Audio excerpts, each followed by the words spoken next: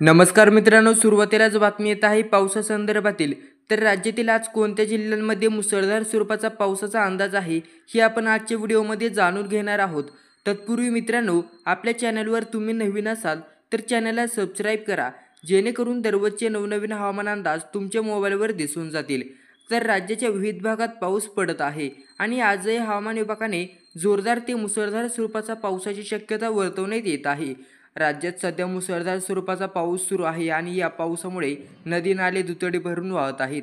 काही ठिकाणी जनजीवन विस्कळीत झाल्याचं देखील पाहायला मिळालं आहे.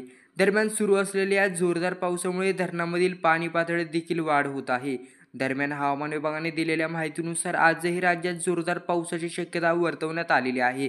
तर जाणून घेऊया आपण सविस्तर कोणकोणते आहेत ते जिल्हे.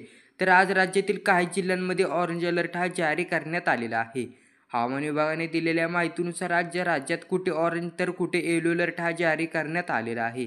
आज कोकणातील रायगड आणि रत्नागिरी या जिल्ह्यात पावसाचा ऑरेंज अलर्ट हा जारी करण्यात आलेला आहे. तर पश्चिम महाराष्ट्रातील सातारा जिल्ह्यात देखील पावसाचा ऑरेंज अलर्ट जारी करण्यात आलेला आहे. त्याचबरोबर विदर्भातील यवतमाळ, नागपूर, वर्धा, अमरावती आणि अकोला या 4 जिल्ह्यांमध्ये पावसाचा ऑरेंज अलर्ट जारी करण्यात आलेला आहे. त्यामुळे या भागात मुसळधार पावसाची शक्यता हवामान विभागाने दिलेली आहे. तर दरम्यान आज मुंबई, पुण्यासह पालघर, सिंधुदुर्ग, पुणे, कोल्हापूर, नाशिक, धुळे, जळगाव तसेच मराठवाड्यातील काही जिल्ह्यासह विदर्भात देखील पावसाचा येलो अलर्ट हा जारी करण्यात आलेला आहे.